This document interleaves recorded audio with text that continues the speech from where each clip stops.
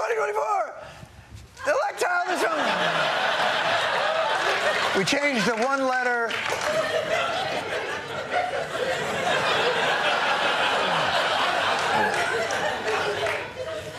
Are you disappointed yet? I mean, it's pretty good. It's time for our last call right now. Of course, that was comedian Jon Stewart back on The Daily Show for his Monday night residency, kicking off the show's election coverage, taking a comedic jab on the probable Biden-Trump rematch for the White House. Stewart also making jokes about both Trump and Biden's memory, age, and mental competency. I want to bring back our panel here, Mike, John, Christina, and Elsie. John, what do you think about this comeback, and how do you think this will contribute to the political discourse? Well, I'm glad he waited till I got out of Congress before he went back into lampooning politicians. But with that being said, I think he's terrific. He's very talented.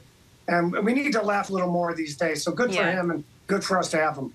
I agree with that. We need to laugh a little bit more. But I mean, Christina, you're an expert in how young people vote, right? And sometimes that demographic will really key into stuff like this.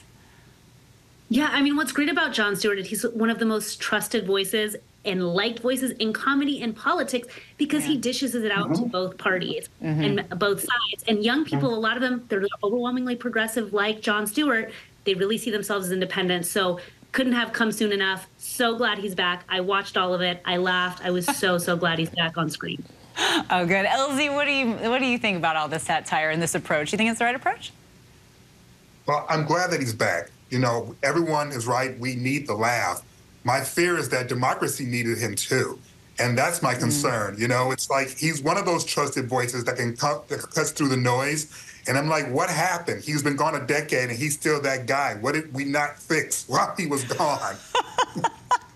Like, where are we at in the country that we desperately need Jon Stewart and his comedy? I appreciate that, Exactly. Elsie. Mike, what are you thinking about, especially in terms of how, like Christina said, he takes on both candidates? He does. We are in desperate need of really great comedians who are experts at satire. Satire is so difficult to get right. If you don't nail it right down the middle, you can get it really wrong. And a lot of times, a lot of Americans are having difficulty dissecting sometimes the way that we speak about policy from a very esoteric way. So sometimes that's why great satirists are really great at really using comedy in order to help educate the public for them to think for themselves. And I think that is coming at a perfect time, particularly in this era of social media, where videos are going viral. He will be able to reach a younger audience who may not be watching cable. All right, that is so interesting, and I'm so happy he's back. That's it for our last call this half hour. Mike, John, Christina, and Elsie, thank you so much for being with us, and thank you for streaming with us. I'm Kana Whitworth. Follow ABC News Live on Instagram, TikTok, Facebook, and more. And coming up here at 7 p.m. Eastern, be sure to catch ABC News Live Prime with Linsey Davis for the day's biggest stories and the impact that they have on you. The news never stops, neither do we. Keep it right here on ABC News Live.